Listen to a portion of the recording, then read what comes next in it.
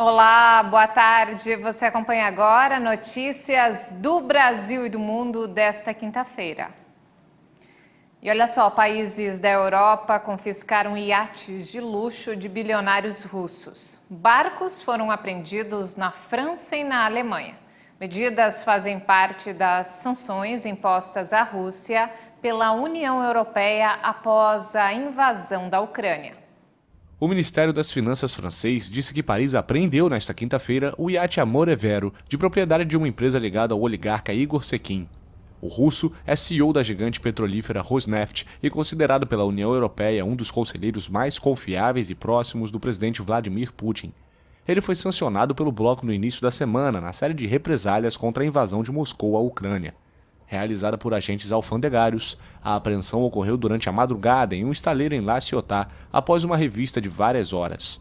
O convés principal do iate de 86 metros de comprimento pode ser transformado em heliporto. A embarcação chegou a La Ciotat em 3 de janeiro e ficou imobilizada nos estaleiros para ser reparada até 1º de abril. Este é o terceiro navio interceptado pela França como parte das medidas de retaliação tomadas após a invasão da Ucrânia pela Rússia. Mais de 1 milhão de pessoas já fugiram da Ucrânia em 8 dias de guerra, segundo dados atualizados das Nações Unidas. O fluxo em direção ao leste europeu aumenta a cada dia. Esse número já representa 2% da população do país. Na avaliação de especialistas, o conflito poderá causar a maior crise humanitária do século na Europa. Países do mundo inteiro estão mobilizados para dar apoio aos refugiados. Indignação, desespero e incerteza. Os ucranianos fogem para os países fronteiriços à procura de abrigo contra a invasão russa, mas alguns precisam cruzar pelo menos um país para chegar à República Tcheca. De acordo com o Alto Comissariado das Nações Unidas para os Refugiados, cerca de 20 mil pessoas optaram pela nação europeia até agora. Quem já está em solo tcheco não consegue esconder o cansaço e a revolta com a ofensiva militar, que começou em 24 de fevereiro. A Rússia atacou a Ucrânia, um povo pacífico, matando e atirando em crianças. O que posso pensar sobre isso? É terrorismo. Espero que a guerra termine e eu possa voltar para casa. Pare com isso, o que você está fazendo? Pare com esse genocídio. Precisamos começar a usar cérebros, sair e nos reunir e dizer que não pode ser assim. Pare com essa loucura. Quase 14 mil ucranianos se registraram na polícia de Praga, capital da República Tcheca. E o presidente dos Estados Unidos, Joe Biden, pediu ao Congresso americano mais de 32 bilhões de dólares em recursos adicionais para reforçar a resposta do país à Covid e para ajudar a Ucrânia. O governo americano classificou as duas necessidades como urgentes e imediatas. O pacote envolve 22 bilhões e 500 milhões de dólares em financiamento para o combate à Covid e 10 bilhões de dólares em ajuda militar e humanitária de emergência para a Ucrânia. Os projetos de lei anteriores sobre a resposta à Covid permitiram que os norte-americanos fossem vacinados e testados e também permitiram doações a outros países e quase todos esses fundos foram utilizados. Os recursos adicionais permitirão ao governo assegurar os tratamentos, vacinas e testes para os próximos meses e também para combater futuras variantes. O novo orçamento, se aprovado, também garantirá a continuação dos testes comunitários gratuitos, tratamento e cobertura vacinal para indivíduos não segurados.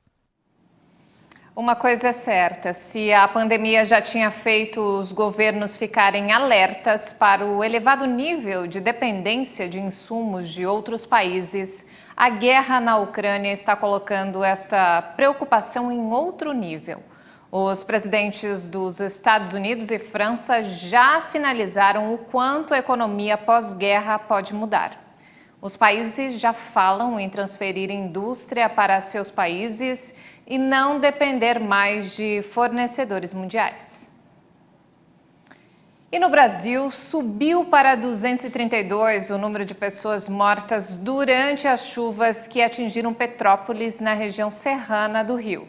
Os bombeiros continuam as buscas por 5 desaparecidos. O comércio local tenta amenizar os prejuízos.